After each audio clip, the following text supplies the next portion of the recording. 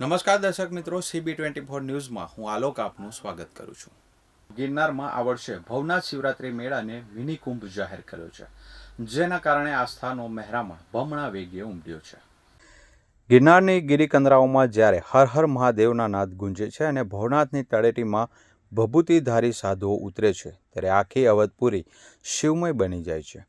આ વર્ષે સરકારે ભવનાથ શિવરાત્રી મેળાને મિની કુંભ જાહેર કર્યો છે, જેના કારણે આસ્થાનો મહેરામણ બમણા વેગે ઉમટ્યો છે। આ મેળાનું સૌથી મોટું આકર્ષણ અહીં આવતા નાગા સાધુઓ અને તેમની અકલ્પનીય તપસ્યા છે। ધૂણી દખાવી ચિલમના ધુમાડા સાથે શિવની આરાધના કરતા આ સાધુઓની દુનિયા જેટલી રહસ્યમય છે તેટલી શ્રદ્ધાથી ભરેલી છે। યુપીના કાશીથી આવેલા નાગા બાવા ચેતનગીરી હાલ ભવનાથમાં પોતાની શિવભક્તિ માટે ચર્ચામાં છે। તેઓએ પોતાના મસ્તક પર 11,000 રુદ્રાક્ષમાંથી બનેલું 15 કિલો વજનનું ભવ્ય રુદ્રાક્ષ મુગટ ધારણ કર્યું છે।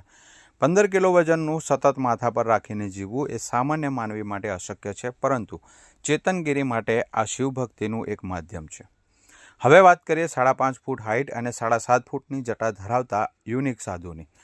ગઢડાથી આવેલા જગતગુરુ મહેન્દ્રાનંદ ગિરીના શિષ્ય સંપૂર્ણાનંદ ગિરીની જટા જોઈને એવું લાગે છે કે આવડી મોટી જટા વાસ્તવમાં હોય કે નહીં। આ અંગે જગતગુરુ મહેન્દ્રાનંદ ગિરીના શિષ્ય સંપૂર્ણાનંદ ગિરી મહારાજે જણાવ્યું હતું કે હું સ્વામીના ગઢડાથી આવ્યો છું। ઘણો નાનો હતો ત્યારથી જ મેં સંન્યાસ લીધો છે, પરંતુ ભેગ ધારણ નહોતો કર્યો। ગુરુ મહારાજની કૃપા મારા પર થઈ અને 2024માં સંન્યાસ લીધો। સનાતન ધર્મ કઈ રીતે બચી શકે અને સનાતન ધર્મ કઈ રીતે આગળ આવી શકે અને સાધુતામાં કેટલા જીવનો ઉદ્ધાર કરી શકીએ તે માટે મેં સંન્યાસ લીધો છે અને વેશ ધારણ કર્યો છે। હાલ શિવરાત્રિના મેળામાં ધૂણી દખાવી ચિલમ જગાવી અને જટા વધારી શિવની આરાધના કરું છું। તે મારા ભોળિયાનાથની ભક્તિ છે અને મારા શિવજીનો શણગાર છે।